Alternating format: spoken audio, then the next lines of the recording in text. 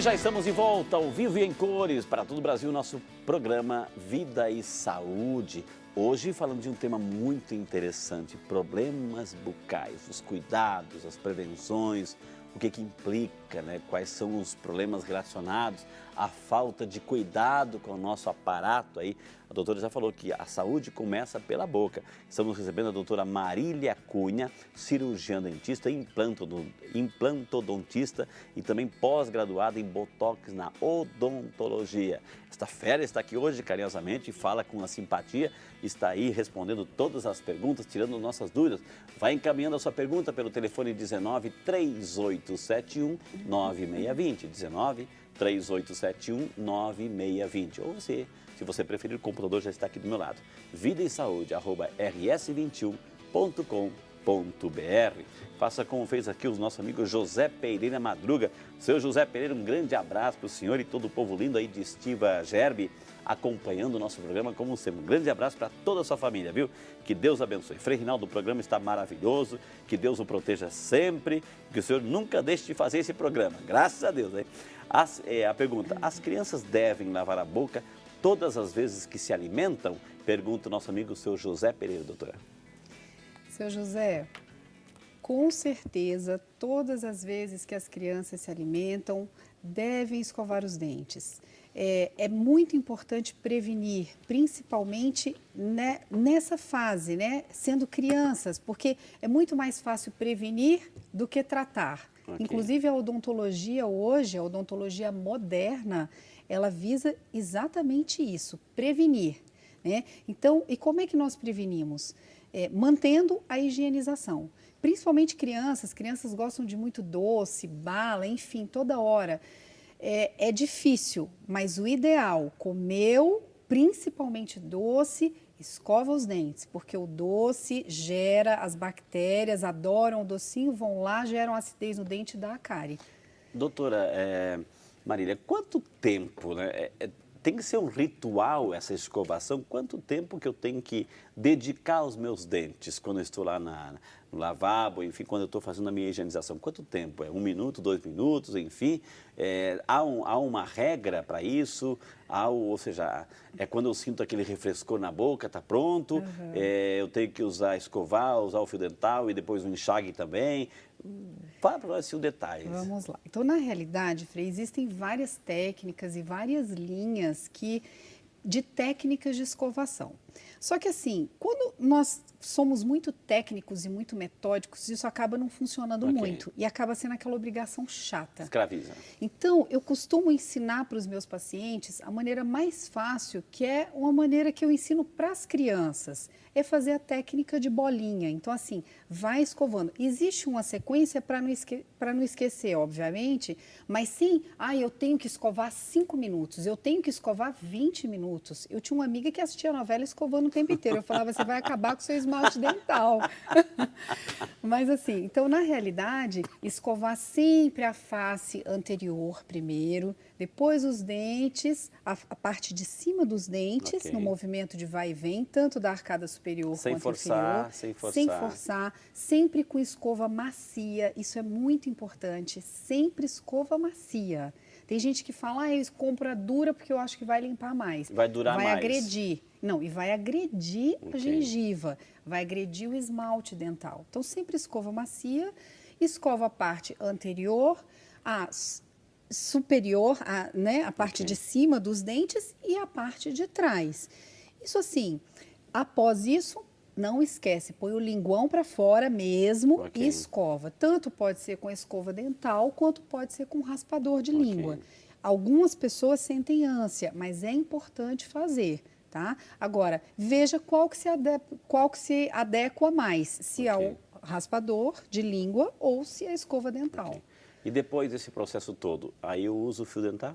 Sim. O fio dental não é só para, falando uma linguagem bem popular, tirar aquela carninha que ficou ali, não é só para isso. Não. Aliás, essa carninha que ficou ali nem deveria existir. Se essa carninha ficou ali, é porque existe um espaço maior do que o deveria ser no dente. Isso precisa ser corrigido. Mas, na realidade, o fio dental, ele pode ser passado antes já para remover e depois escovar. Ou então, passa escova, passa o fio, depois escova novamente. Isso a pessoa tem que sentir que realmente a boca está limpa. Ok. Não existe uma sequência, Ok. passe primeiro o fio, escove. Ok. Não, tá? É importante dedicar um tempo ali. E aí Isso. tem aqueles famosos enxágues, assim, uns com álcool, outros sem álcool, Isso. etc. E Isso. alguns dizem que não use aquilo lá porque vai tirar o flúor do dente, use porque tem flúor, etc. E daí? Tá, então vamos lá. Enxaguante bucal é muito bom, tá? É interessante usar, porém tem que ser sem álcool para não Ok. ressecar a mucosa. Tem que ser sem álcool.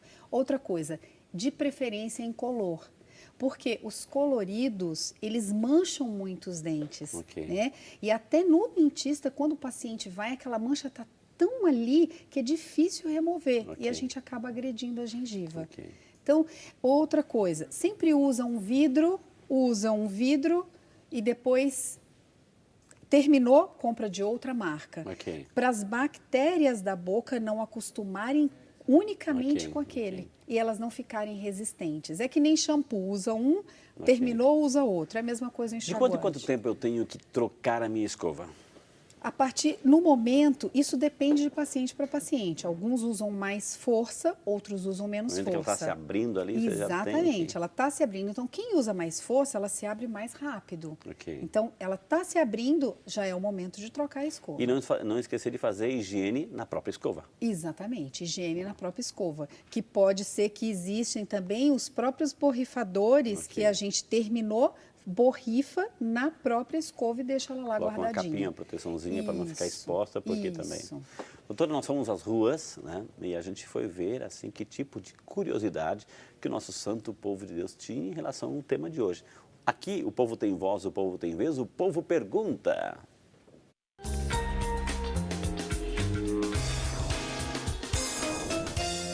Eu sou a Cristina aqui de Campinas e gostaria de saber a relação entre doenças periodontais e doenças sistêmicas. Aí, doutora, assim, complicada a pergunta da Cristina, né? Doenças periodontais, doenças sistêmicas, assim. Mas vamos entender, agora eu fiquei curioso também, viu, Cristina? Vamos lá, então respondendo a Cristina. Cristina, na realidade, nós até falamos isso já no primeiro bloco, né? De uma maneira mais simples. Isso, exatamente. Porque a doença periodontal nada mais é do que aquela evolução da gengivite Ok. para o tártaro, né? E a pessoa já começou a perder o osso em volta do dente. O dente começa a ficar com mobilidade. E isso tem sim relação com as doenças sistêmicas.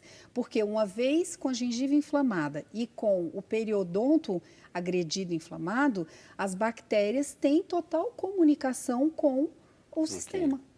Doutora, tem gente que não toma um sorvete quando é verão, enfim, ou um picolé, ou água gelada, porque encostou no dente, parece ali que vai ganhar uma bufetada de tão hipersensível que está.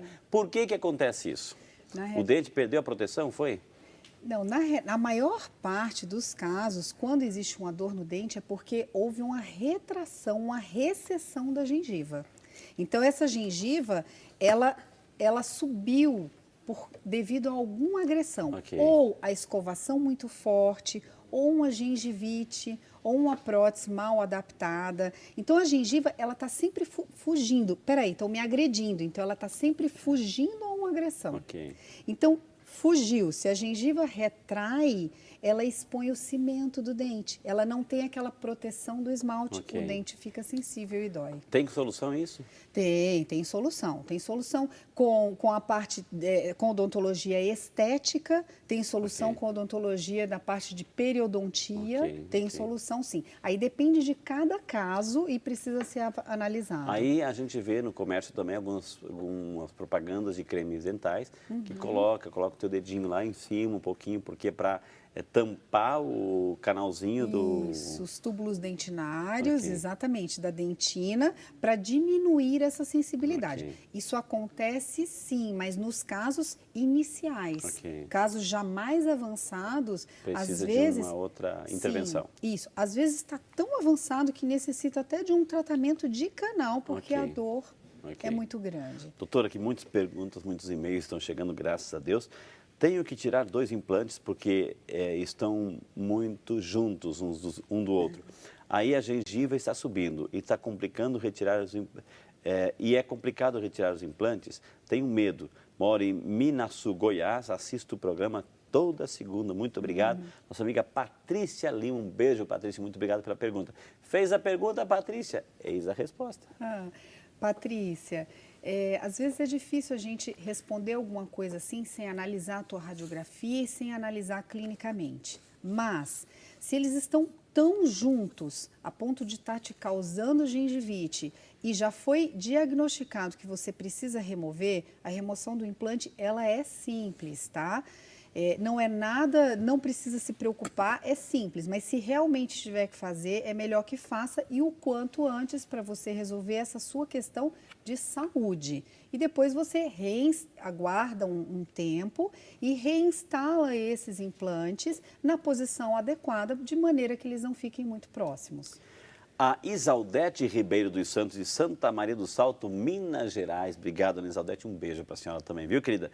Gostaria de saber o porquê as pessoas que usam próteses têm mau hálito. Pergunta a dona Isaldete, doutora. Isaldete, tudo bem? Olha só. Tem mau hálito se a prótese estiver mal adaptada. Se for uma prótese fixa, por exemplo, que ela estiver mal adaptada e tiver com alguma infiltração, isso gera um mau hálito. Okay. Já as próteses removíveis, aí já é mais difícil, porque na realidade já é mais difícil de gerar esse mau hálito, porque você pode tirar e higienizar, né? Mas alguma coisa de infiltração deve estar acontecendo de falta de adaptação. Ok. Doutora, mais e-mail chegando, a Mônica Moreno.